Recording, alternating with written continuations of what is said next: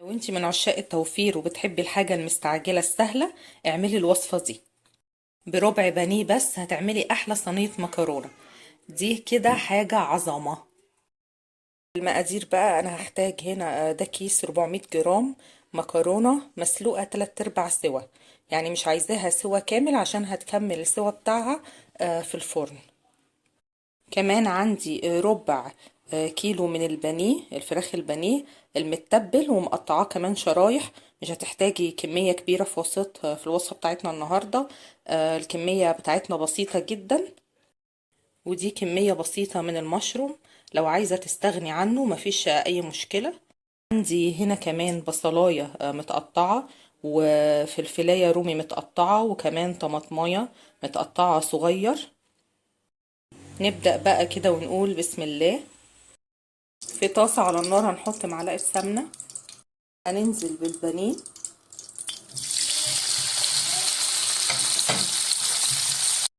بدأ اللون يتغير اهو. وانا كنت متبلة نص كيلو بانيه ببصل مبشور وملح وفلفل بس. خدت نص الكمية عشان اعمل بيها الوصفة بتاعتي النهاردة.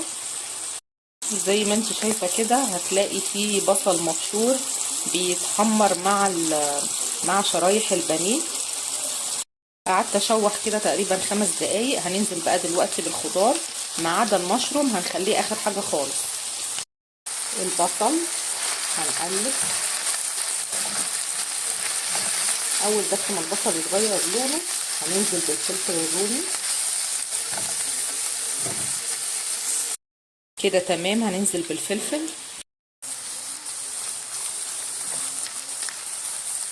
هنشوح برضو 5 دقايق كده تقريبا. وبعدين هننزل بالطماطمايه وهنشوح برضو لحد ما الطماطم بتاعتنا تدبل. واخر حاجة هننزل بيها هي المشروم. لو حسيتي ان السمنة نشفت منك تقدري تحطي سمنة تاني او تحطي شوية زيت. بصوا المقدار كله هينزل المية بتاعته وهنسيبه لحد ما ميته تنشف. وبعدين هننزل بالمشروم على طول. ده فص من الثوم المفروم هحطه هنا. انا حطيت المشروم وكمان هقدر احط زيتون اسود متقطع. لو مش موجود عندك تقدري تستغني عنه، بس هو يعني هيدي طعم افضل للوصفة. دلوقتي هحط معلقة صغيرة من الملح، نص معلقة من الفلفل الاسمر، صغيرين من الزعتر الناشف، نص معلقة من البابريكا،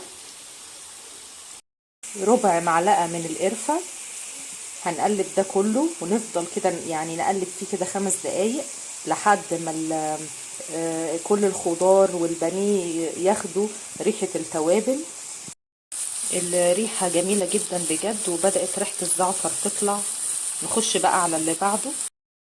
دلوقتي بقى في المرحلة الثالثة من الوصفة، وهي اني حطيت نص كيلو من اللبن على البارد كده.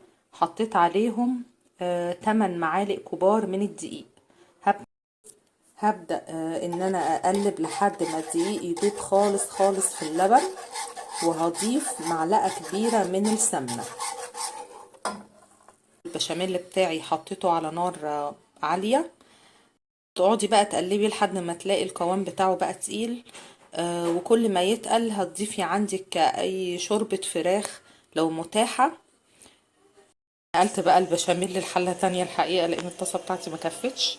دلوقتي بقى انا هحط او حطيت بالفعل يعني معلقة كبيرة من الملح، ومعلقة صغيرة او نص معلقة صغيرة من الفلفل الاسمر، وكمان بشرتين من جوز الطيب.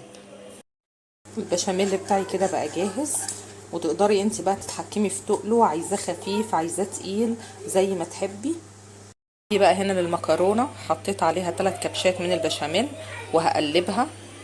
حطيت هنا بقى في الصينية شوية من البشاميل وهبدأ احط طبقة من المكرونة بالظبط كده. دلوقتي هحط بقى خليط الفراخ والخضار كده تمام. هنحط طبقة تانية من المكرونة. دلوقتي هحط بقى البشاميل كده تمام قوي. دي كده بقى بيضاية مع شوية لبن، هنزلهم على الوش وشوية من الجبنة الرومي المبشورة وعلى الفرن على طول. والحمد لله الذي كفانا وأطعمنا وأوانا. كده خلصت صينية المكرونة بتاعتي، وشغلت عليها الشواية علشان تحمر شوية كده من فوق، وسبتها تقريبا يعني نص ساعة. اتمنى تكون وصفتي النهاردة عجبتكم، وان شاء الله طعمها هيطلع تحفة. اتمنى تسيبولي تعليقاتكم ولايك واشتراك وشير، واقول لكم في رعاية الله ومع السلامة.